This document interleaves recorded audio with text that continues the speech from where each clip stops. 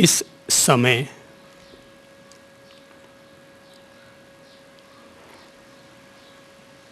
अपन सभी लोग एक ऐसे मार्ग पर चल रहे हैं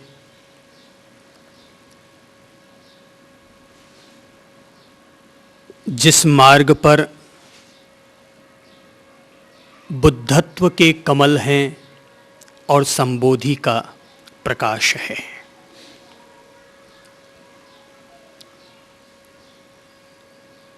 एक ऐसे मार्ग पर अपने कदम बढ़ा रहे हैं जिस मार्ग पर तरह तरह के सुंदर उपवन बने हुए हैं, सुंदर रास्ते हैं,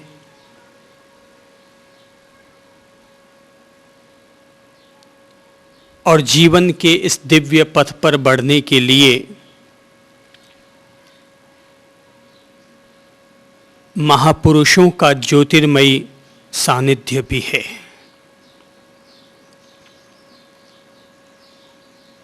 यह मार्ग विपश्यना का मार्ग है। विपश्यना का अर्थ होता है सत्य को, अपने आप को, अपनी प्रकृति को भली भांति विशेष तौर पर पूरी जागरूकता के साथ देखना, पहचानना, जानना।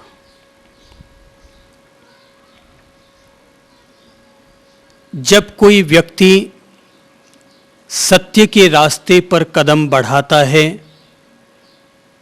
तो सत्य को इस बात से कोई सरोकार नहीं होता कि उसके रास्ते पर चलने वाला व्यक्ति स्त्रीलिंग से जुड़ा हुआ है कि पुरुष लिंग से। इस बात से भी कोई संबंध नहीं है कि उस रास्ते पर चलने वाला कोई व्यक्ति उच्च कुल का है, मध्यम कुल का है या सामान्य कुल का है।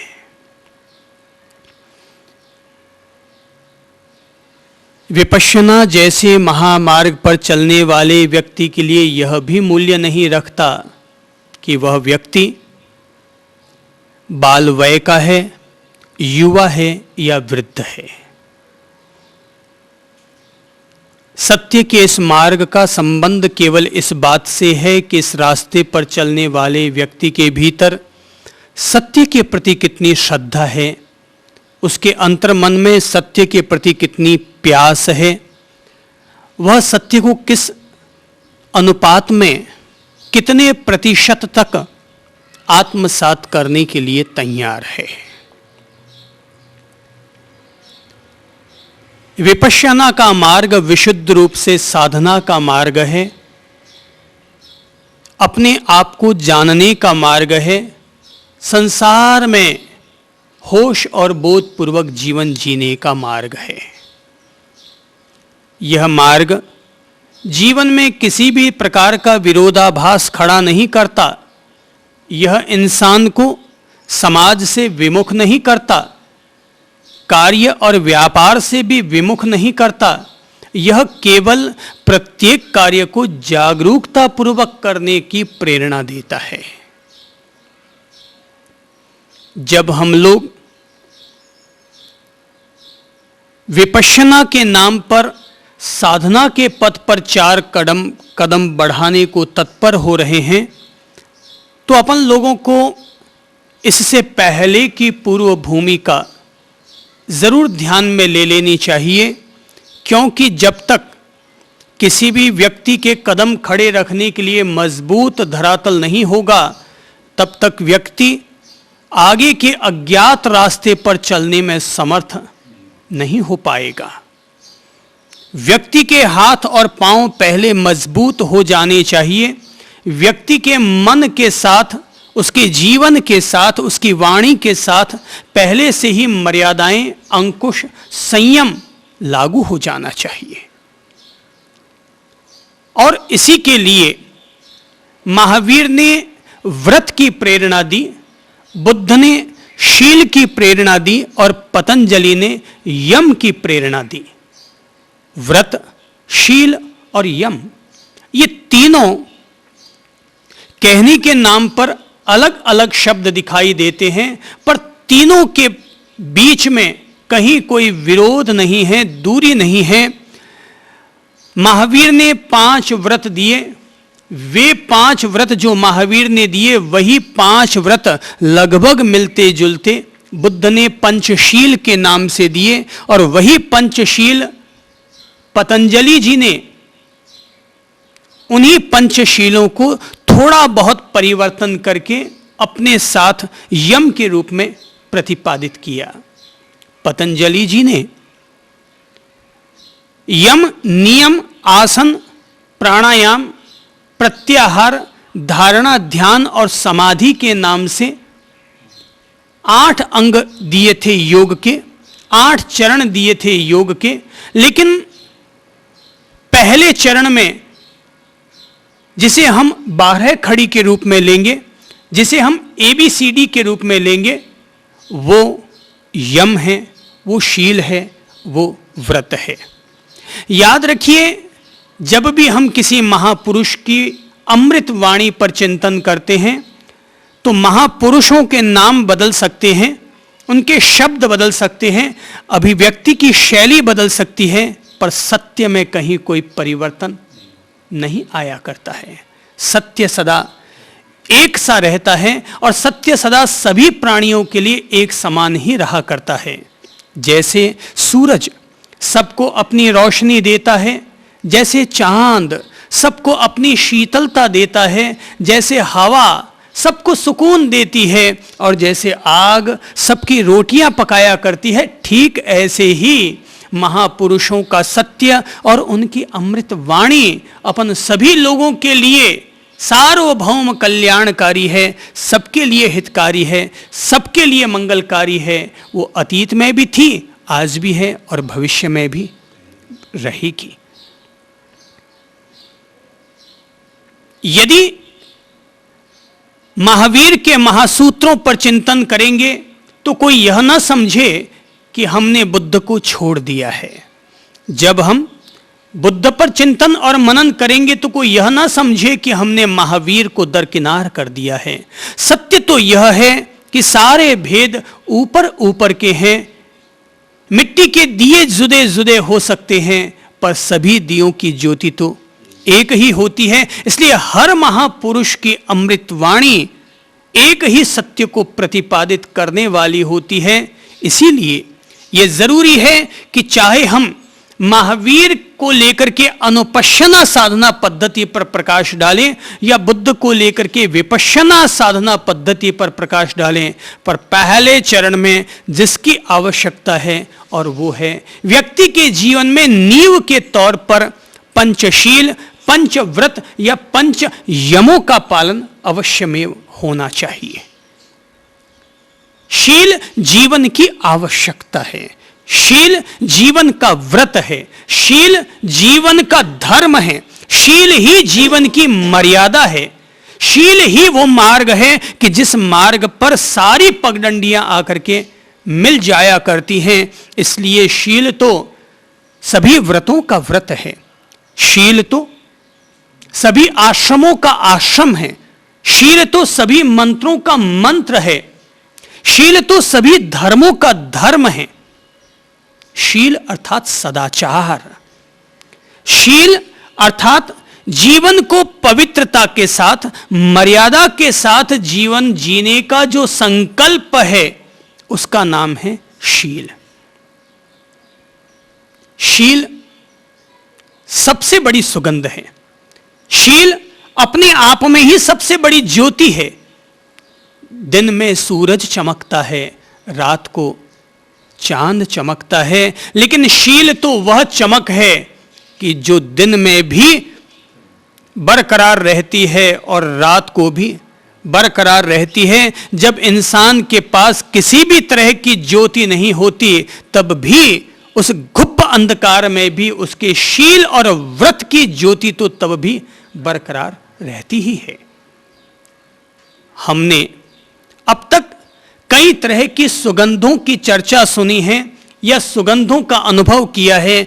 चमेली की सुगंध, गुलाब की सुगंध, जूही की सुगंध, कमल की सुगंध, अगरबत्ती की सुगंध, कई कई तरह की सुगंधों का एहसास या अनुभव किया होगा। पर क्या आप बता सकते हैं कि अगर सामने गुलाब का फूल खिला हुआ है और इधर पीछे गुलाब का फूल खिला हुआ है या जूही का फूल खिला हुआ है, हवा अगर सामने से आएगी तो कौन सी खुशबू आएगी? गुलाब की आएगी।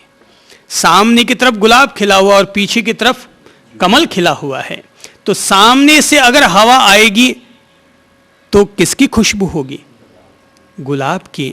और पीछे से अगर हवा आएगी तो कमल की होगी। या जूही के फूल खिले हैं तो जूही की होगी। अर्थात जिस दिशा की तरफ से हवा आएगी हमें सुगंध भी वैसी ही उपलब्ध होगी। लेकिन शील एक ऐसी सुगंध है कि जो हवा उल्टी चले या सीधी चले तब भी उसकी खुशबू तो सदा सदा बरकरार रहती है। और यही जो शील है, कहते हैं कि जब एक दफा भगवान श्री बुद्ध के परम शिष्य, बुद्धत्व के प्रकाश को उपलब्ध अरिहंत के तुल्य महाकाश्यप ऋषि को आहार देने के लिए स्वयं इंद्राणी पहुंची, तो रास्ते में जैसे ही उसने आहार देना चाहा कि महाकाश्यप उन्हें पहचान गए और भोजन लेने से इनकार कर दिया कि हम देव प्रदत्त आहार स्वीकार नहीं करते। इंद्राणी ने जाकर देवेंद्र से अनुरोध किया, तो देवेंद्र के मन में आया कि ठीक है, तुम नहीं दे पाई लेकिन मैं जाकर के आहार देता हूं। तो यह सोचकर देवेंद्र आकाश से नीचे आते हैं, एक गृहस्थ के घर में प्रवेश करते हैं, अपना रूप गृहस्थ का बना लेते हैं। और जब वह गृहस्थ महाकाश्यप को आहार देने लगते हैं तो उसी समय देवेंद्र भी अपने साथ लाया हुआ अत्यंत सुगंधित, अत्यंत उत्तम कोटि का आहार वो महाकाश्यप के पात्र में समर्पित कर देते हैं। तो जैसे ही इस उत्तम भोजन को देखते हैं कि तभी महाकाश्यप चौंकते हैं कि मैं तो एक सामान्य गृहस्थ के घर में आया और यह उत्तम कोटि का आहार मुझे किसने प्रदान कर डाला। दिव्य दृष्टि से देखा तो पहचान गए कि मुझे आहार देने वाला कोई और नहीं वरन स्वयं देवेंद्र है। महाकाश्यप ने कहा, वत्स, ये तूने अच्छा नहीं किया, पर ठीक है, अब तूने पिंडदान कर ही दिया है, अब जब तुमने मेरे पात्र में भोजन दे ही दिया है तो ठीक है, अब इसे स्वीकार तो करेंगे। कहते हैं कि महाकाश्यप भगवान के पास पहुंचे उस आहार को लेकर, तो भगवान से उन्होंने कहा कि प्रभु, आज इंद्र ने मुझे आहार दे डाला, मेरे द्वारा इंद्राणी को मना किए जाने पर स्वयं देवेंद्र आए, यह उचित नहीं हुआ। आज भगवान बुद्ध ने कहा, नहीं महाकाश्यप, देवेंद्र ने जो आहार दिया है इससे आज उसे अत्यधिक पुण्य का अर्जन हुआ है। प्रभु, आप ही तो कहते हैं कि देवों के द्वारा प्रदत्त किए जाने वाले आहार को नहीं लेना चाहिए, और आज आप ही कह रहे हैं कि आज उसके द्वारा दिए जाने वाले भोजन से उसे अत्यंत उत्तम पुण्य अर्जन हुआ है, ऐसा क्यों? तो देवेंद्र ने जो कुछ किया उसके बारे में प्रतिक्रिया करते हुए भगवान ने कहा, भाई महाकाश्यप, ऐसा सब कुछ इसलिए हुआ क्योंकि तुम्हारे शील की सुगंध, तुम्हारे पंचशील के पालन की सुगंध ठेठ देवेंद्र तक पहुंच चुकी है। इसीलिए उसके मन में यह अत्यधिक उत्कंठा जगी कि मैं जाकर के महाकाश्यप को आहार समर्पित करूं। उसके भावों में आने वाली निर्मलता और तुम्हारे जीवन में आने वाले पंचशील की सुगंध ने ही महाकाश्यप आज देवेंद्र को प्रभावित किया है, इसलिए यह आहार स्वीकार्य है। शील की सुगंध। पंचशीलों का पालन अपन सब लोगों के जीवन में होना चाहिए। अपन लोग जब साधना के मार्ग पर चल रहे हैं और साधना के मार्ग पर निरंतर बढ़ते चले जा रहे हैं, तो अपने लिए जरूरी है कि अपन लोग अपने जीवन में पंचशील या पंचव्रतों के पालन का पूरा पूरा बोध और होश बरकरार रखें। क्योंकि अगर हमने ऐसा न किया तो याद रखिएगा, फिर विपश्यना का पवित्र मार्ग जो हम लोगों को सत्य से मुलाकात करवाएगा, जो कि अपन लोगों को अपने भीतर की प्रकृति से परिचित करवाएगा, जो अपन लोगों को एहसास दिलाएगा कि तुम्हारे भीतर विक्षिप्तताएं हैं या तुम्हारे भीतर एकाग्रताएं हैं। जो मार्ग अपन लोगों को भीतर उतरने के बाद अपने अपने चित्त से, अपने अपने भीतर के संस्कारों से जब मुलाकात करवाएगा, तो हो सकता है उस समय अपन लोगों के भीतर विचित्र विचित्र प्रकार की तरंगे महसूस हों, अलग अलग तरह के दूषित संस्कारों का भी उदय हो सकता है कि तब हम विचलित हो जाएं और विपश्यना या अनुपश्यना या संबोधि साधना के मार्ग को अपन लोग अपने जीवन से हटा बैठें। इसलिए जरूरी है कि पहले बतौर धरातल के, पहले नींव के रूप में अपन लोगों के साथ में शील संबंध जुड़ जाना चाहिए।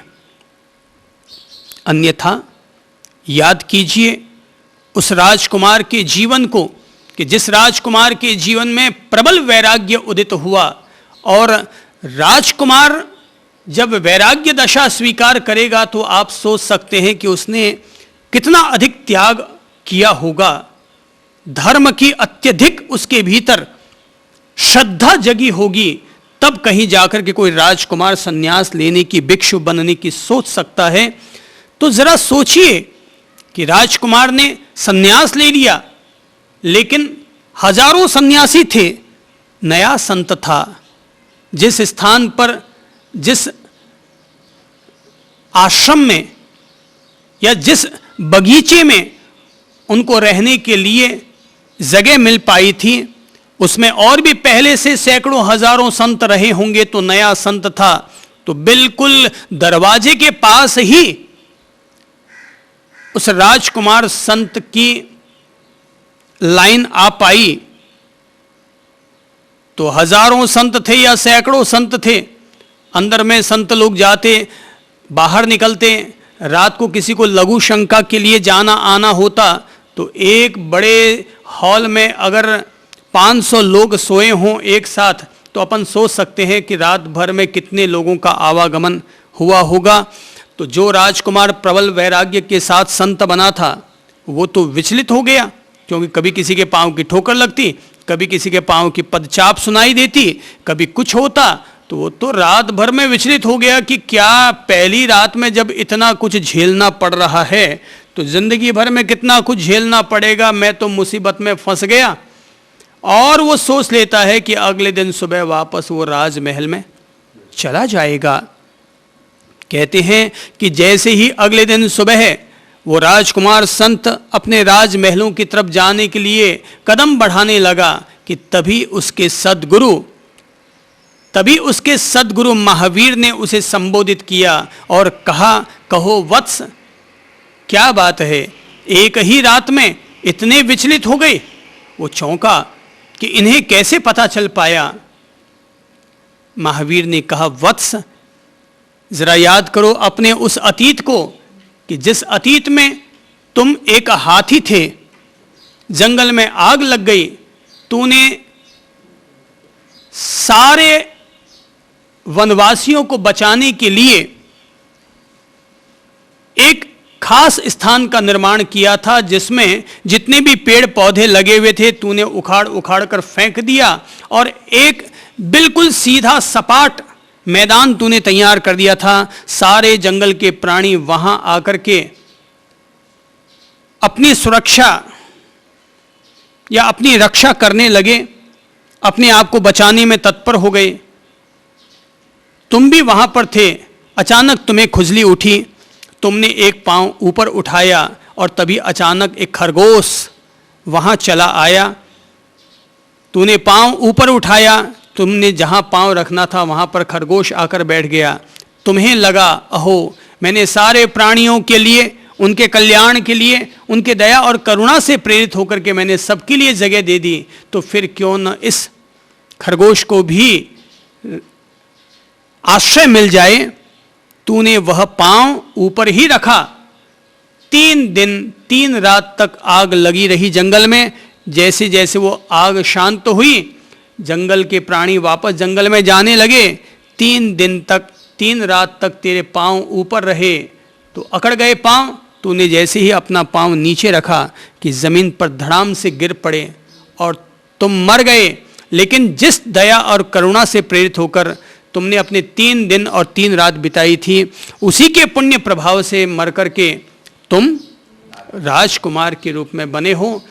तूने तब एक जानवर के रूप में इतनी पीड़ा बर्दाश्त कर ली, और आज जब तुम एक राजकुमार बन गए, एक संत बन गए, क्या तुम इतनी भी पीड़ा बर्दाश्त न कर पाए? कहते हैं तब उस संत राजकुमार ने महावीर की पवित्र वाणी से उद्बोधित होकर फिर से यह संकल्प ले लिया कि अब चाहे जैसी स्थिति क्यों न हो जाए, पर अब मैं अपने साधना के मार्ग से विचलित नहीं होऊंगा। ये एक महान राजकुमार थे जिनका नाम था राजकुमार मेघ। अर्थात कहने का अभिप्राय केवल इतना हुआ कि साधना के मार्ग पर व्यक्ति के लिए जरूरी है कि पहले व्यक्ति अपने जीवन में शीलों का पालन करना सीख जाए। धरातल पहले साधना का पक्का बन जाना चाहिए। वे संकल्प, वे क्रियाएं पहले मजबूत हो जानी चाहिए, ताकि जब हम विपश्यना या साधना के मार्ग पर चलें तो हम उसमें आने वाली बाधाओं से विचलित ना हों, पहले से ही अपने आप को मजबूत बना लें। तो जिस शील की हम लोग आज चर्चा कर रहे हैं, वे शील सीधे सरल शील हैं। सामान्य व्यक्ति के लिए तो 5 ही शील होते हैं, लेकिन साधना मार्ग पर अगर कदम बढ़ाने लग जाओगे तो हम लोगों को 200 प्रकार के शीलों का पालन करना पड़ेगा। एक मुनि को, एक संत को, एक भिक्षु को, एक सन्यासी को, एक साधक को कई तरह की मर्यादाएं और शील और व्रतों का पालन करना होता है। एक व्यक्ति जो साधना मार्ग पर आ चुका है, कहते हैं कि वो व्यक्ति अगर एक पलक भी झपकाता है तो कहते हैं सांस लेने और पलक झपकने की तो उसे छूट होती है, पर इसके अलावा उसे अपने मुंह से एक वाणी का भी उच्चारण करना है, कहीं उठना और बैठना है, तब भी वह अपने संबुद्ध पुरुष से रजा लेकर के ही उस कार्य को कर सकता है।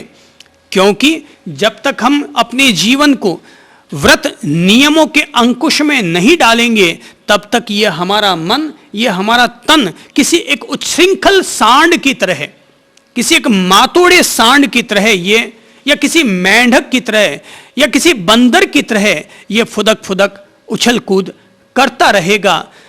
जरूरी है कि जो व्यक्ति अपने आप को निर्वाण और मोक्ष के मार्ग की तरफ ले जाना चाहता है, जो व्यक्ति अपने आप को निर्विकार दिशा की तरफ ले जाना चाहता है, जो व्यक्ति अपने आप को इंद्रियों के विषयों से, इंद्रियों के गुणधर्मों से मुक्त करके और कर्म बीजों को काटने में, धुनने में जो अपने आप को तत्पर कर रहा है, उस व्यक्ति को अपने आप को कई कई तरह के शील, व्रत, नियम, उपनियम, अंकुशों के अंतर्गत रहना होगा।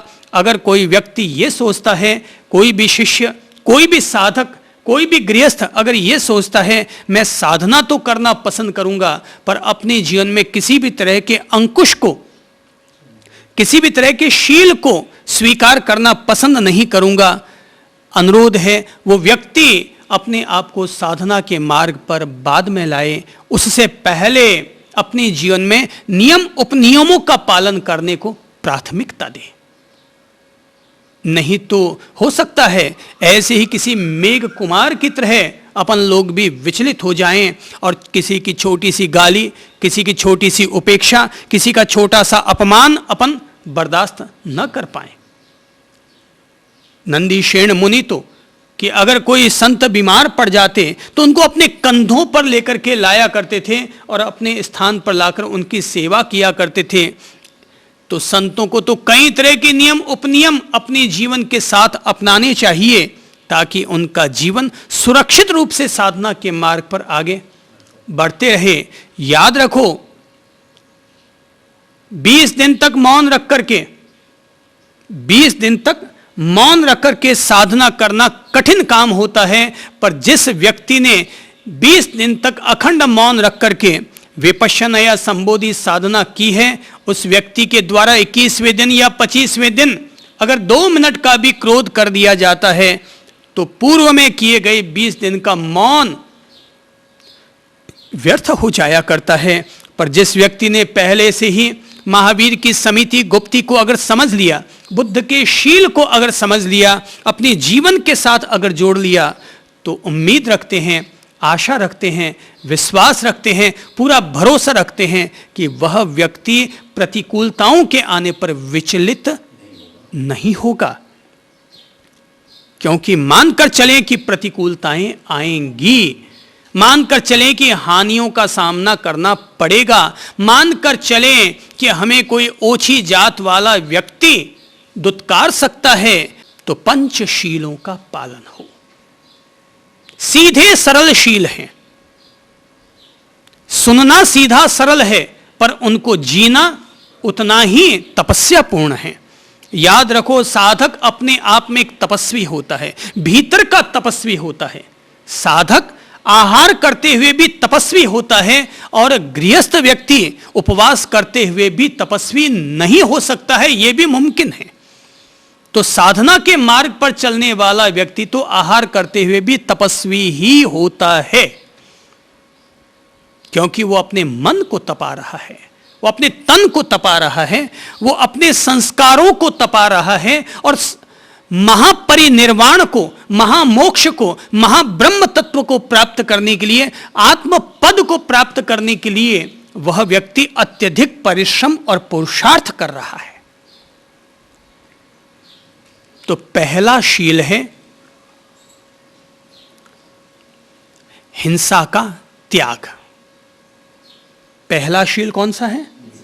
हिंसा का त्याग, अर्थात मन, वचन और काया के द्वारा विपश्यना के पथ पर, साधना के पथ पर चलने वाले व्यक्ति के अंतर्मन में यह संकल्प होना चाहिए कि मैं मन, वचन और काया के द्वारा न तो द्रव्य हिंसा करूंगा और न ही भाव हिंसा करूंगा।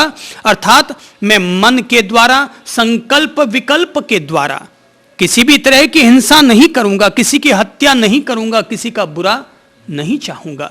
वाणी के द्वारा ऐसी वाणी का उपयोग करने से परहेज रखूंगा कि जिस वाणी को कहने से दूसरों की आत्मा को ठेस पहुंचती हो। कर्कश और कटु वाणी का उपयोग नहीं करूंगा।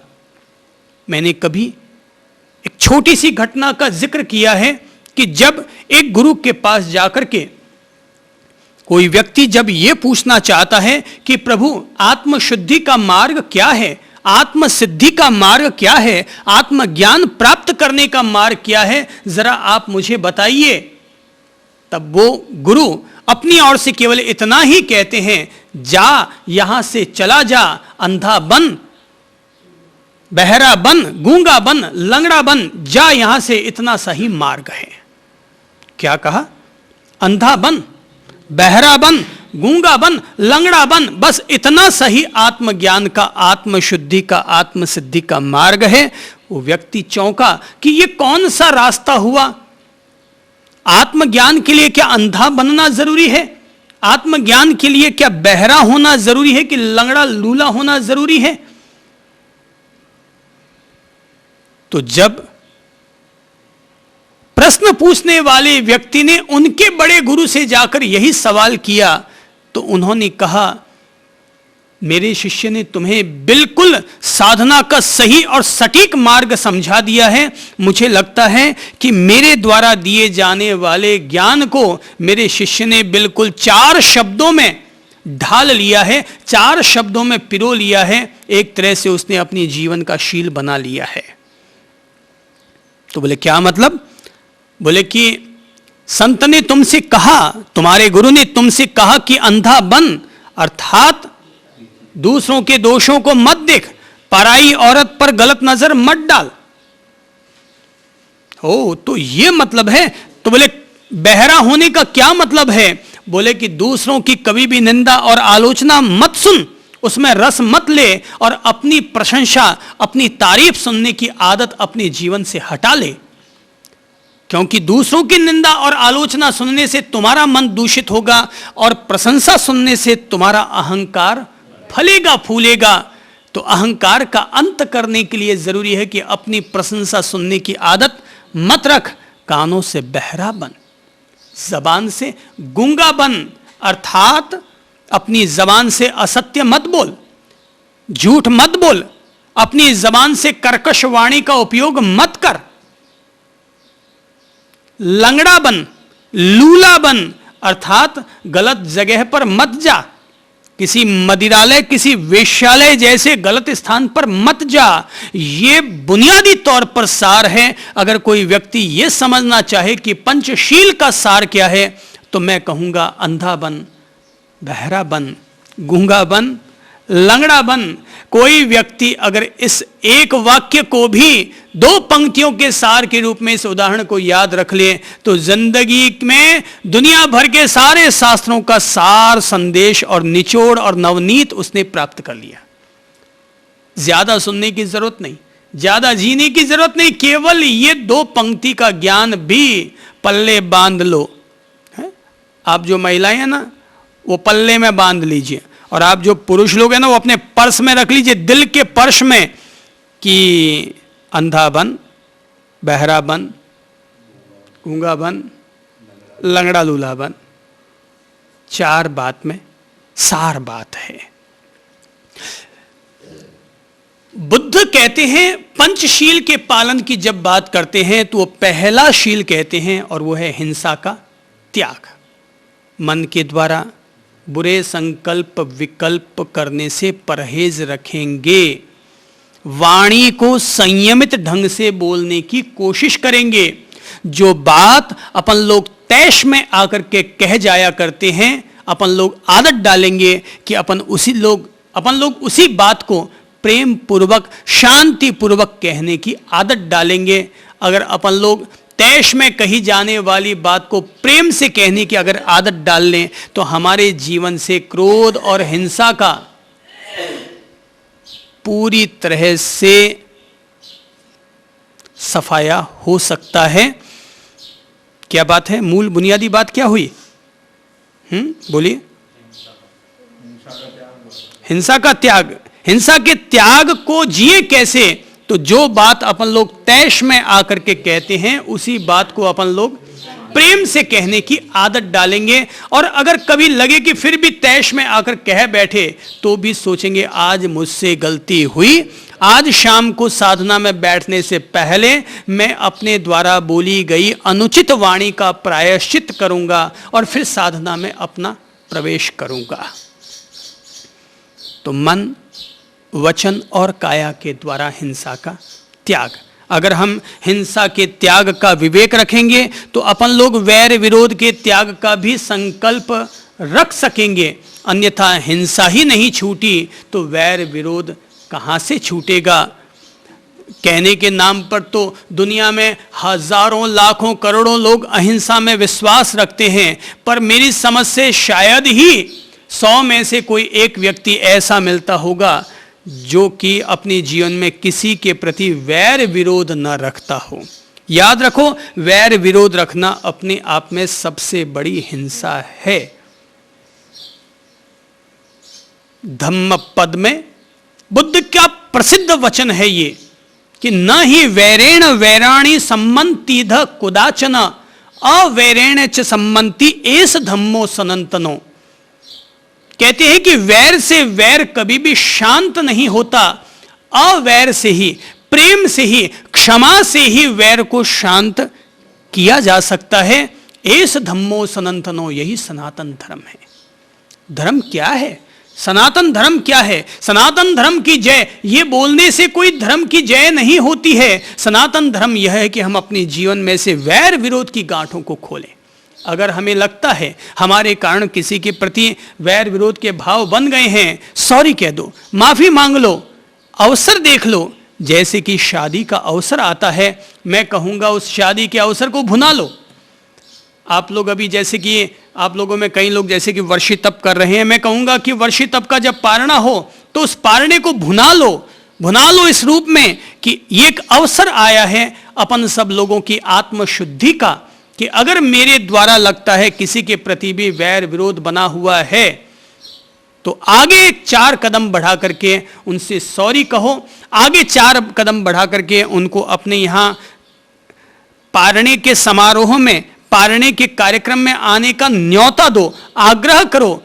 देखो ये सब अवसर बना करते हैं जीवन में लग चुके कलमश को धोने के लिए, दूरियों को हटाने के लिए। याद रखो, 2 पड़ोसी मकान अगल बगल में होता है, पर ज़रूरी नहीं है कि वो खुद भी दोनों अगल बगल में ही हों, दोनों के बीच में बहुत दूरी हो सकती है।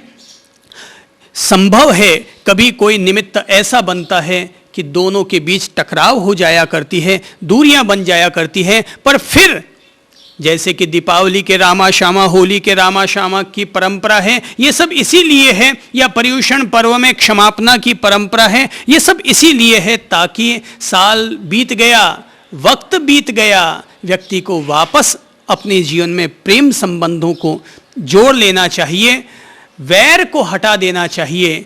क्योंकि अगर हम वैर रखेंगे तो इस जन्म में भी वैर रहेगा और अगले जन्म में भी वही वैर संचालित रहेगा। कहते हैं 2 सौतन थी, 2 सौतन थी, दोनों के बीच में हमेशा वैर विरोध चलता रहता। एक सुधी थी तो दूसरी बदी थी, दोनों के बीच में कुत्ता बिल्ली का बैर। तो 2 सौतन ऐसे ही वैर विरोध करते करते मर गई। तो इस जन्म में भी वैर विरोध था, अगले जन्म में भी वैर विरोध। कहते हैं 7 जन्म तक उनका इसी तरह से वैर विरोध चलता रहा। लोग कहते हैं जैसे पति पत्नी के संबंध होते हैं ना, बोले 7 जन्म तक यही पति पत्नी होंगे। तो मैं कहूँगा कि वैर विरोध की जो गांठें होती है ना, उनका भुगतान भी 7 जन्म तक खत्म नहीं होता है, वो चलता रहता है। पति पत्नी की तरह है, लेन देन भुगतान चलता रहता है। कहते हैं कि इस तरह से जन्म जन्मांतर चलते रहे, एक दूसरे को हानि पहुंचाते रहे दोनों ही। और फिर एक जन्म में उन सौतनों में से एक तो यक्षिणी बन गई थी और एक कुल कन्या के रूप में उसका जन्म हुआ था। तो कुल कन्या जब बड़ी हुई, उसकी शादी हो गई। तो शादी हुई तो उसकी संतान हुई, पर जैसे ही संतान हुई कि थोड़े दिनों के बाद वही पूर्व जन्म की सौतन जिसने यक्षिणी के रूप में जन्म लिया था, उसने अपने विशिष्ट ज्ञान से जाना कि मेरा किससे क्या वैर विरोध रहा है। तो उसको याद आ गई और उसने उस कुल कन्या को पहचान लिया। वो वहां गई और उसके बच्चे को खा गई। वो जो प्रेतात्मा थी, वो जो यक्षिणी थी, वो उसके बच्चे को खा गई। बेचारी को बहुत पीड़ा हुई। वो भी पहचान गई कि ये कौन है जिसने खाया। उसने पहचान दे दी, मैं वही हूं जो 7 जन्म से तेरा पीछा करती आ रही हूं। याद रख, मैं तुझे किसी भी हालत में शांति से नहीं जीने दूंगी। क्या करे अब आदमी। कुछ समय के बाद फिर दूसरी संतान हुई, मगर यक्षिणी वो प्रेतात्मा फिर आई और उसके बच्चे को खा गई। तीसरी बार फिर संतान हुई, फिर वो खा गई। इस तरह क्रम चलता रहा। तो आखिर उस पति पत्नी ने ये निर्णय लिया कि इस बार जब संतान होगी तो हम लोग ससुराल में प्रसूति करवाने की बजाय पीहर चले जाएंगे। तो वो पीहर चली गई और वहाँ 1-2 साल रही। जब बच्चा पूरा सयाना हो गया, 3-4 साल का हो गया, तो फिर सोचा अब कोई दिक्कत नहीं है, अब अपन चलते हैं। तो जैसे ही वो बच्चे को लेकर के आ रही थी कि जिस नगर की थी उस नगर से पहले ही वो अपने बच्चे को दूध पिलाने के लिए बैठी। तो जैसे वो दूध पिलाने लगी कि तभी उसने देखा कि वही प्रेतात्मा, वही यक्षिणी उसके करीब आ रही है। वो घबराई और अपने बच्चे को लेकर के वहां से भगी और दौड़ते दौड़ते दौड़ते दौड़ते जहां पर भगवान बुद्ध विराजमान थे वहां पर जा पहुंची और जाते ही अपना बच्चा उनके श्री चरणों में चढ़ा दिया और कहा कि प्रभु मेरे बच्चे को जीवन दान दीजिए। वो प्रेतात्मा भगवान बुद्ध के चैत्य विहार में प्रवेश न कर पाई, क्योंकि स्वयं चाहे महावीर हो चाहे बुद्ध हो, ये सब देव देवियों के द्वारा पूजित रहा करते थे। तो उनके सभा मंडप के बाहर ही किसी विशिष्ट देव ने उस यक्षिणी को अपने प्रभाव से रोक दिया। जब बुद्ध को इस बात का पता चला तो बुद्ध ने कहा उस यक्षिणी को अंदर बुलाया जाए, और उस यक्षिणी से तब अनुरोध किया गया कि हे बहन, तुम सोचो कि इस तरह से तुम कितने जन्म जन्मांतर तक वैर विरोध करती रहोगी। 7 जन्म तक तुम्हारा वैर पलता रहा है। अगर इस जन्म में भी तुम लोगों ने एक दूसरे को माफ न किया तो याद रखो कि ये 7 जन्म नहीं और 70 जन्म तुम गुजार लोगे, तब भी एक दूसरे का हमेशा बुरा ही बुरा करते रहोगे। अगर तुम दोनों एक दूसरे का भला करना शुरू कर दो तो तुम्हारा इसी जन्म में कल्याण हो जाए, पर अगर बुरा करते रहे तो 70 जन्म में भी तुम्हारी आत्मा का उद्धार नहीं हो पाएगा। सोचो कि तुम अपने लिए क्या चाहते हो। उसी समय बुद्ध ने ये गाथा कही थी कि न ही वैरेण वैराणी सम्मन्ति ध कुदाचन अवैरेणे च सम्मन्ति एस धम्मो सनातनो। सनातन धर्म यही है बहनों, याद रखो, सनातन धर्म यही है। बुद्ध ने तब उन दोनों से कहा था कि सनातन धर्म यही है बहनों, कि वैर से वैर कभी भी शांत और समाप्त नहीं होता। अवैर से अर्थात प्रेम से अर्थात क्षमा से ही हम अपने वैर विरोध को दूर कर सकते हैं। तो आगे बढ़ करके इंतजारी मत करो कि सामने वाला हमसे माफी मांगने के लिए आए। अपन याद रखो, माफी देने वाला बड़ा नहीं होता, माफी मांगने वाला बड़ा हुआ करता है। 4 कदम आगे बढ़ो, क्योंकि तुम धार्मिक हो। जरूरी नहीं है कि तुम जिससे क्षमा मांगने जा रहे हो वह भी धार्मिक हो। तुम्हारे भीतर दया जगी, तुम्हारे भीतर करुणा जगी, तुम्हारे भीतर प्रज्ञा जगी, तुम्हारे भीतर सचेतनता आई, तुम्हारे भीतर अपना मंगल और दूसरों का मंगल करने का भाव जगा। जरूरी नहीं है कि जो मित्र भाव तुम्हारे भीतर जगा हो वह उसके भीतर भी जगे। तो तुम अगर 4 कदम आगे बढ़ाते हो तो तय है कि अगर हम 4 कदम आगे बढ़ाते हैं तो सामने वाला भी 4 कदम आगे बढ़ाने को जरूर प्रेरित होगा। मैं अभी अगर हाथ जोड़ूंगा आपको तो आप भी मुझे हाथ जोड़ने के लिए प्रेरित होंगे। मैं अभी अगर आपको 4 गालियां दूंगा तो एक गाली निकालने की तमन्ना आपके भीतर भी पैदा हो ही जाएगी। ये तो इंसान जो झुकता है वही व्यक्ति दुनिया को झुका सकता है। जो खुद झुकना जानता है वही दूसरों को झुका सकता है। तो ये अपन लोगों के लिए एक अवसर बना करते हैं कि अपन उस अवसर को भुनाएं, और भुनाते हुए चाहे शादी का समारोह हो, चाहे तपस्या का समारोह हो, चाहे दीक्षा का समारोह हो, आगे बढ़ करके लगता है ये व्यक्ति मुझसे नहीं बोलता।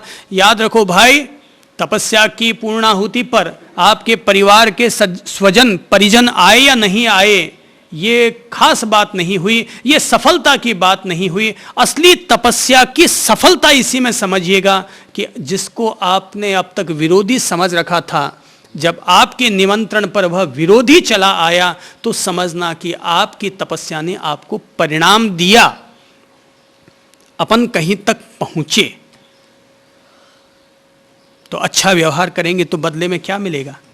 अच्छा व्यवहार मिलेगा। अच्छा व्यवहार करके हम दूसरों को भी अपने प्रति अच्छा बनाने की व्यवस्था बैठा देते हैं। अपन लोगों ने एक महान सम्राट का नाम सुना है जिसे लोग कहते हैं सिकंदर। विश्व विजेता हुआ, और तय है कि अगर कोई व्यक्ति विश्व विजेता के लिए निकला है, विश्व विजय के लिए निकला है, तो वह व्यक्ति खूब नरसंहार करेगा, खूब हिंसा करेगा, युद्ध पर युद्ध करेगा, तभी कोई व्यक्ति विश्व विजय संभावित कर पाएगा। तो कहते हैं कि सिकंदर विश्व विजय के लिए निकला और जीतते जीतते हिंदुस्तान भी पहुंचा, और हिंदुस्तान में वो तक्षशिला नगर पहुंचा। तो जब महान सम्राट सिकंदर तक्षशिला पर आक्रमण करने के लिए उद्यत हुआ तो तक्षशिला के नरेश ने, वहां के राजा ने सिकंदर के सामने युद्ध की बजाय दोस्ती का हाथ बढ़ाना चाहा और कहा कि अगर कोई व्यक्ति विदेश से आक्रमण करता करता पहुंचा है तो निश्चय ही वह शक्तिशाली आदमी होगा। और व्यक्ति की समझदारी इसी में है कि वह किसी अपने से ज्यादा शक्तिशाली से युद्ध करने की बजाय उसके साथ दोस्ती का हाथ बढ़ाए, दोस्ती का पैगाम दे। तो कहते हैं कि तक्षशिला नरेश ने अपनी ओर से सिकंदर के पास पहुंचे और वहां उन्होंने कहा, नरेश ने, कि सिकंदर, जरा तुम ये बात खुलासा कर दो कि तुम यहां पर खून खराबा करने के लिए आए हो या संपत्ति लेने के लिए आए हो। तो बोले कि संपत्ति लेने के लिए आया हूं। तो बोले जब संपत्ति लेने के लिए आए हो तो फिर संपत्ति ले आओ ना, फिर खून खराबा करने की कहां जरूरत है। बोले बात तो तुम ठीक कहते हो। तो बोले कि मैं आपके साथ दोस्ती का हाथ बढ़ाते हुए मैं आपको 1 लाख सोनइये अपने नगर से आपको समर्पित करता हूं। राजा सिकंदर, सम्राट सिकंदर चकित हो जाता है कि कोई व्यक्ति दोस्ती का पैगाम दे रहा है और 1 लाख सोनइया मुझे दे रहा है।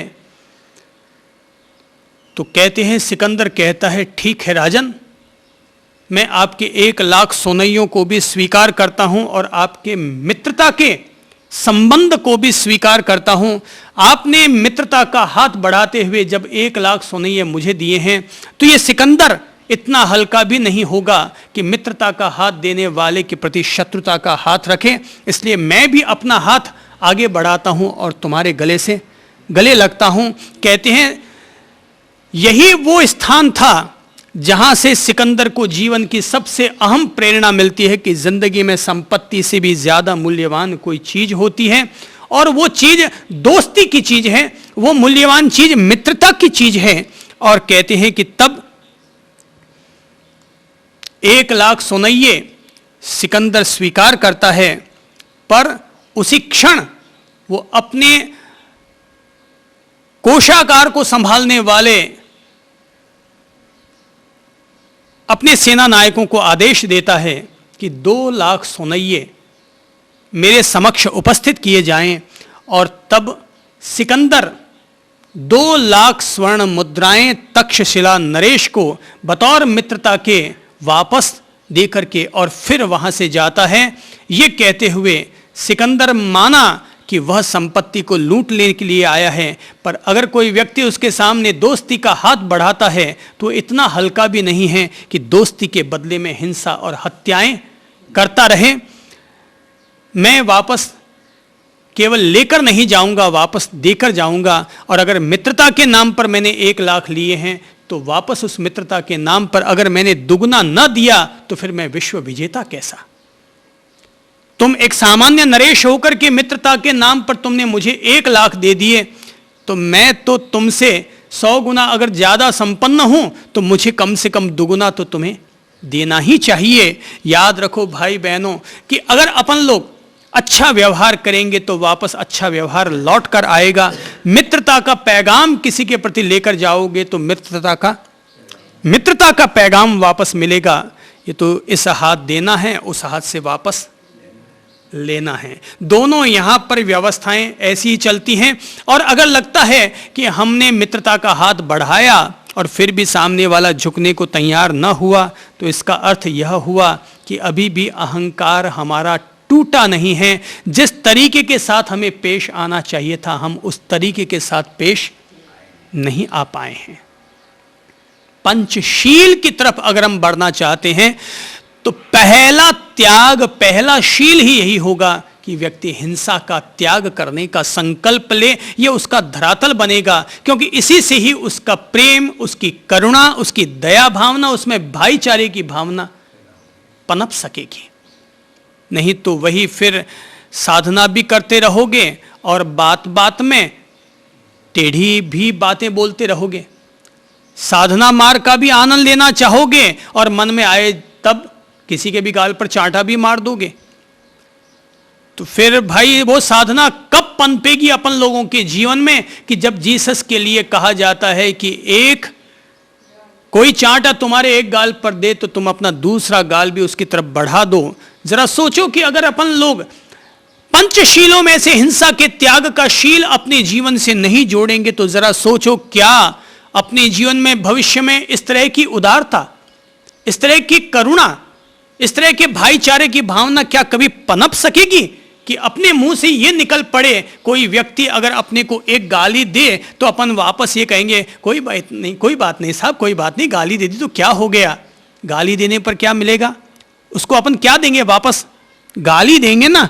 पर अगर साधना के पथ पर अपन चल रहे हैं तो गाली देने वाले व्यक्ति को भी अगर गीत लौटा सके तो साधना सफल हुई, और गाली के बदले में गाली दी तो यानी कि कीचड़ के बदले में वापस कीचड़ उछाला, तो फिर साधना कहां हुई?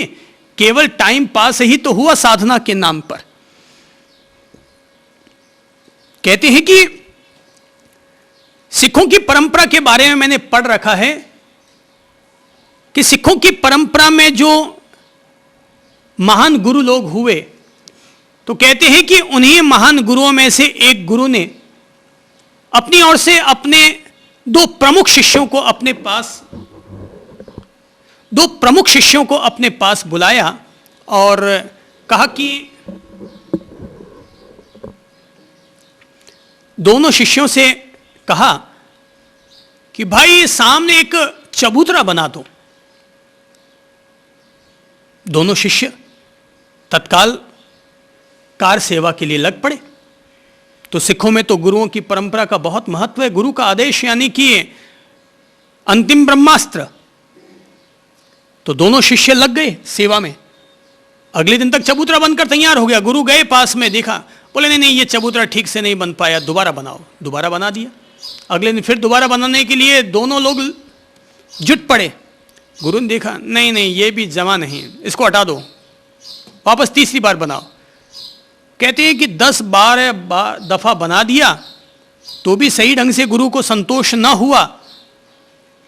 तो आखिर एक शिष्य ने पूछा कि भगवान फिर आप ही बता दीजिए कि आप किस तरह का चाहते हैं, हम वैसा ही बना दें। गुरु ने समझा दिया कि ऐसा नहीं, मैं ऐसा चाहता हूं। ठीक है, अगले दिन से वापस वैसे लग गए। लेकिन फिर अगले दिन देखा नहीं ठीक नहीं बना। बोले गुरुजी जैसा आपने बताया वैसे कहा। नहीं मैंने ऐसा नहीं कहा, मैंने तो कुछ और कहा था। तो कहते हैं इस तरह से 10-12 दफा और चबूतरे बनाए गए और तोड़ दिए गए। तो आखिर एक चेला अपना धीरज खो बैठा और कहने लगा आप भी गुरुजी क्या है, खुद ही बताते हैं, बुढ़ापा आपको आ गया, आप खुद ही कहने के बाद भूल जाते हैं कि चबूतरा ऐसा बनाना है और वैसा बनाना है, और अब आप ही भूल गए हैं। या तो आप पास में खड़े रह जाइए और बनवा लीजिए अपने सामने। गुरुजी मुस्कुराए, बोले अच्छा भाई। कि तभी दूसरा शिष्य करीब आया, बोले गुरुदेव माफ कीजिएगा, आपने तो सही तरीके से समझाया था पर हम सही ढंग से समझ नहीं पाए, ये गलती हमारी थी। गुरु ने उसकी पीठ थपथपाई और कहा हकीकत में मुझे अपना उत्तराधिकारी घोषित करना था, तो मैं ये देखना चाहता था कि तुम दोनों में से कौन व्यक्ति ऐसा है जो कि सिखों की गुरु परंपरा को थामने का सामर्थ्य अपने भीतर रखता है। मैं तुम्हें अपना उत्तराधिकारी घोषित करता हूं। तो ये जो कहानी पढ़ी है, सिखों के जो चौथे गुरु हुए हैं रामदास जी महाराज, शायद ऐसा ही कुछ नाम होगा, तो उनके बारे में ये कहानी पढ़ने को मिली, जिसका अभिप्राय यह हुआ कि उन्होंने उनकी कसौटी की, धैर्य की परीक्षा की और तब कहीं जाकर के उन्हें उत्तराधिकारी घोषित किया। तो अगर अपन लोग साधना के मार्ग पर चल रहे हैं तो भाई टेढ़े मेढ़े वाक्य सुनने को मिल सकते हैं। अगर गाली के बदले में भी अपन लोग धीरज रखते रहे और फिर भी वही शांति और प्रेम से अगर पेश आए, तब तो माना जाएगा कि अपन लोग साधना पथ के उत्तराधिकारी या साधना पथ के पथिक कहलाने के अधिकारी हैं। और नहीं तो खुद ही निर्णय कर लें कि अपन लोग किस श्रेणी में जाएंगे, रिजेक्टेड हो जाएंगे, जैसे गुरुओं के द्वारा वो चेला रिजेक्ट हो गया था, वैसे ही अपन लोग भी प्रभु के द्वारा रिजेक्ट हो जाएंगे। और जब अंतिम परीक्षा में भी सफल हो गए कि हर हालत में धैर्य, याद रखो साधना के पथ पर चलने वाले व्यक्ति के लिए तो अनिवार्य रूप से धैर्य ही एकमात्र सबसे बड़ा संबल है। यदि अपन लोग अपने जीवन में किसी भी कार्य के साथ धैर्य को अगर जोड़ लेते हैं तो 5 मिनट के लिए धारण किया गया धैर्य हमें 50 मिनट तक अशांत होने से बचा लिया करता है। 5 मिनट के लिए धारण किया गया धैर्य हमें 50 मिनट तक के लिए अशांत होने से बचा लेता है। जैसे कि मान लो कि घर का कोई सदस्य बाहर गया है और वो 5 बजे का बोलकर गया, 5:15 तक नहीं आया, तो आप क्या सोचेंगे? अरे अभी तक नहीं आया, क्या हुआ, क्या नहीं हो गया, कहीं दुर्घटना तो नहीं हुई, कहीं एक्सीडेंट तो नहीं हो गया? अपन लोग उल्टे सीधे कई कई विचार करने लग जाएंगे। उस समय अपन सब लोगों के जीवन के लिए एक बहुत बड़ी ताकत, बहुत बड़ा संबल है, और वो है धैर्य का संबल कि धीरज धरो, थोड़ा 5 मिनट के लिए धीरज तो धर लो। हो सकता है रास्ते में कोई एक्सीडेंट हो गया हो, वो उसको हॉस्पिटल ले जाने के लिए चला गया हो, किसी की सेवा में लग गया हो। अर्थात हम लोग अशुभ पहले सोच लेते हैं जबकि वो कार्य करने गया था शुभ, तो हमारी मनोदशा तो विकृत हो गई। तो ऐसी स्थिति में धीरज जरूरी है, और खास तौर पर एक अच्छा व्यवहार दूसरों को देना है तो धैर्य तब हमारे जीवन के लिए जरूरी बन जाएगा। भगवान श्री कहते हैं कि विपश्यना के मार्ग पर चलने वाले व्यक्ति के भीतर पंचशील जरूरी होने चाहिए, और पंचशीलों में पहला शील है हिंसा का त्याग। मन से, वाणी से, काया से मैं हिंसा नहीं करूंगा, संकल्प पूर्वक मैं हिंसा नहीं करूंगा, कर्कश वाणी का उपयोग नहीं करूंगा, अपने हाथों के द्वारा किसी पर थप्पड़ मुक्के नहीं चलाऊंगा। जैसा कि लोगों में आदत होती है, सड़क पर चलते हैं और सड़क पर चलते चलते ही किसी गाय पर लाठी मार देते हैं, किसी कुत्ते पर पत्थर फेंक दिया करते हैं। जैसा कि लोगों में आदत हुआ करती है, बैठे हैं और अचानक एक मक्खी आती है, लोग उसको झट से मार देते हैं, या मच्छर आया थोड़ा सा काटा है, लोग उड़ाने के बजाय झट से यूं मारते हैं, भाई उड़ा दो भाई। जैसे तुमने जीने के लिए दिन भर में कई तरह की हिंसाएं की होंगी, भाई अनाज खाते हैं वो भी तो एक हिंसा है, सब्जी खाते हैं भले वो ककड़ी भिंडी ही का ही उपयोग क्यों ना करते हो, पर वो भी तो हिंसा है। एक दिन का जीवन जीने के लिए व्यक्ति को दिन भर में न जाने कितनी तरह की हिंसाएं करनी पड़ती हैं। एक दिन जीने के लिए सुबह से लेकर रात तक कितनी तरह की हिंसाएं करनी पड़ती हैं। एक भोजन बनाते हैं उसमें कितनी तरह की हिंसाएं होती हैं, पर यह मानते हुए कि वह जीने के लिए आवश्यक हिंसा है, तो जो आवश्यक है वो करनी पड़े, जो अनावश्यक है उसका पाप क्यों ढोया जाए। तो मैं जो अहिंसा की बात कर रहा हूं, हिंसा के त्याग की बात कर रहा हूं, मैं छोटे मोटे पहलुओं के लिए नहीं कर रहा हूं, मैं कर रहा हूं इंसानियत के लिए, मानवता का हमारा स्वरूप थोड़ा और बेहतर बन सके, इसके लिए मैं हिंसा के त्याग की बात कर रहा हूं। और खास तौर पर जैसे कि वैर विरोध पाल बैठते हैं, जैसे कि निंदा आलोचना कर बैठते हैं, तो इस तरह की भी ये हिंसाएं हैं। याद रखो, किसी की निंदा आलोचना करना हिंसा है, इसलिए बचो। जैसे कटुवाणी बोलना गलत है ना, वैसे किसी की निंदा आलोचना करना भी गलत है, किसी के प्रति वैर विरोध रखना भी गलत है। प्रेम को अपनाएं, शांति को अपनाएं, क्षमा को अपनाएं। अगर हम लोग साधना के मार्ग पर बढ़ना चाहते हैं तो मेरे भाइयों बहनों, मैं ये अनुरोध करना चाहूँगा मैं अपने सभी साधक भाई बहनों से कि अपने आप को पंचशील की तरफ बढ़ाने के लिए पहला मजबूत पाया बना लेना चाहिए कि मैं अहिंसा को आस्थापूर्वक जीऊँगा, अहिंसा को अपने जीवन की छाया बनाऊंगा, और पूरा पूरा विवेक, पूरा पूरा बोध, पूरा पूरा होश रखूंगा कि मेरे द्वारा किसी के प्रति भी वैर विरोध और द्वेष न हो। प्रभु महावीर ने एक बहुत अच्छा संदेश दिया है अपने साधकों के लिए, और उन्होंने कहा है कि प्रत्येक व्यक्ति वीत राग, वीत मोह और वीत द्वेष बने। क्या कहा? वीत राग, वीत मोह और वीत द्वेष बने। देखिए, जब जीवन के शुरुआती तौर पर जब मैंने साधना मार्ग पर कदम बढ़ाए तो अपने आप को तौला, अपने आप का मूल्यांकन किया, तो मुझे लगा कि मैं पूरी तरह से वीतरागता को नहीं जी सकूंगा, क्योंकि मेरे अंतर हृदय में प्रेम ही प्रार्थना बन जाया करती है। तो मुझे लगा कि मैं वीतराग नहीं बन पाऊंगा। फिर मुझे लगा कि वीत मोह बनना भी एक बहुत बड़ी तपस्या होगी। तो मुझे लगा कि वीत द्वेष होने की साधना करते हैं कि किसी के प्रति भी किसी भी परिस्थिति में द्वेष की कटार नहीं चलने देंगे, कि अगर लग जाएगा हमारी वजह से उसके मन में ठेस पहुंच गई तो एक दफा नहीं। कोई व्यक्ति अगर कहे मुझे कि आपको किसी भी व्यक्ति को कौन सा शब्द कहने में आपको तकलीफ नहीं होगी, तो मैं कहूंगा एक दफा नहीं 100 दफा भी मुझे सॉरी कहने में तकलीफ नहीं होगी। कितनी दफा?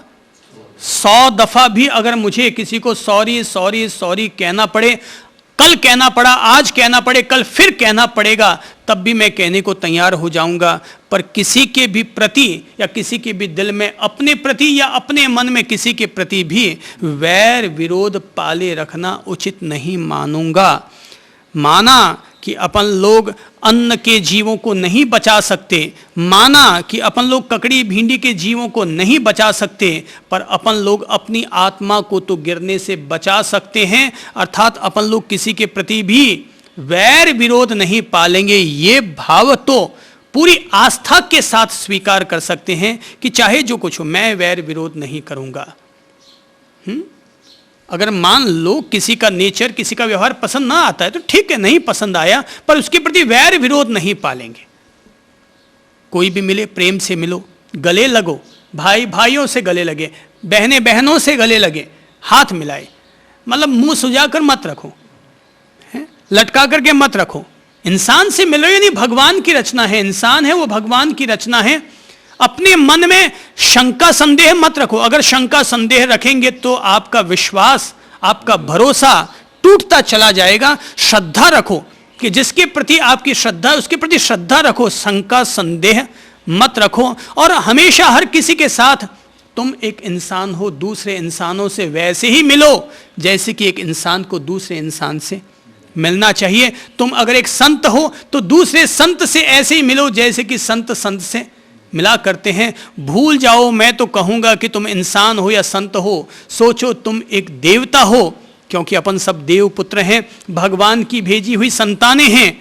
तो अपनी ओर से दूसरों के प्रति उतना ही श्रेष्ठ व्यवहार करो जितना कि देव पुत्र व्यक्ति को दूसरों के साथ करना चाहिए।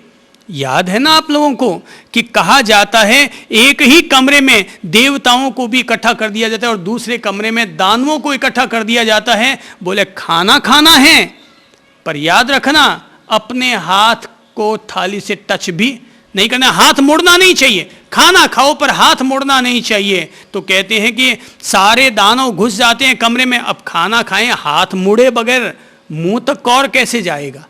हाथ मुड़े बगैर कौर मुंह तक कैसे जाएगा? तो सारे के सारे भूखे ही बाहर निकल आते हैं और थालियों में खाना सजा का सजा रह जाता है। देवता जब बाहर आते हैं तो देखते हैं सबकी थालियां साफ हैं, सारा खाना साफ हो गया और सब लोग भरपेट खाना खा करके बाहर निकले। खाना खाते हैं तो बाहर निकलते हैं, थोड़ी तरोताजगी अलग रहती है और भूखे मरने वाले लोगों के चेहरे की मायूसी अलग नजर आती है। तो बाहर आते ही पूछा गया खाना खा लिया? बोले भगवान जी कैसे खाना खाते, आपने ही तो कहा था कि हाथ मोड़े बगैर कौर लेना है, तो कैसे खाएं? हाथ तो मुड़ेगा ही, कोहनी तो मुड़ेगी ही। तो बोले देवता तुम लोगों ने कैसे खाया? बोले साहब हमने भी खाना तो खाया, बिना हाथ मोड़े खाया, पर फर्क केवल इतना ही रहा हम अपने आप तो नहीं खा पाए, तो अगले ने कौर मुझे दिया और मैंने कौर अगले को दिया। इसको कहते हैं देवताओं का व्यवहार। इस व्यवहार को कहते हैं देवताओं का व्यवहार कि हम अपने आप नहीं खा सकते, हमने दूसरों के साथ दैवीय व्यवहार किया। इसका नाम है पहला शील। इस दैवीय व्यवहार का नाम है पहला शील। शील का पालन अर्थात हिंसा के त्याग का संकल्प लेता हूं। ये मेरे जीवन का प्रथम शील होगा और मैं मन वचन और काया के द्वारा और सूक्ष्म और बारीक अगर हम अहिंसा का पालन कर सकें तो अच्छा है, पर कम से कम वीत द्वेष होने का तो बोध अपने भीतर रखेंगे। किसी के प्रति भी वैर विरोध न पालते हुए 4 कदम आगे बढ़ाओ, और जो लोग हमें अपना दुश्मन समझते हैं उन्हें भी अपने गले लगाओ। अर्थात प्रेम के बदले में प्रेम लौट कर आता है और विद्वेष के बदले में विद्वेष लौट कर आता है।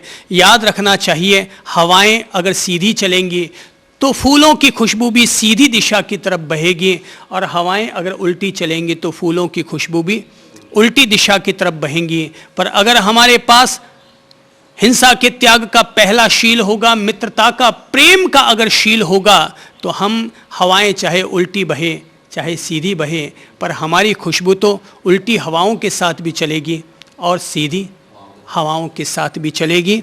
आज अपन लोग पवित्र मार्ग पर चलते हुए, साधना मार्ग पर चलते हुए अपने पाँवों को मजबूत करते हैं, साधना के मार्ग पर अपने कदमों को मजबूती के साथ रख सकें। इसलिए पहले शील का बोध, एहसास, परिचय अपने जीवन के साथ जोड़ते हैं।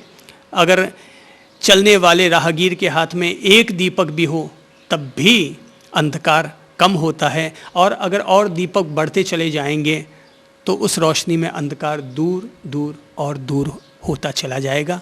आज अपनी ओर से प्रेम पूर्वक इतना ही अनुरोध करता हूँ। नमस्कार।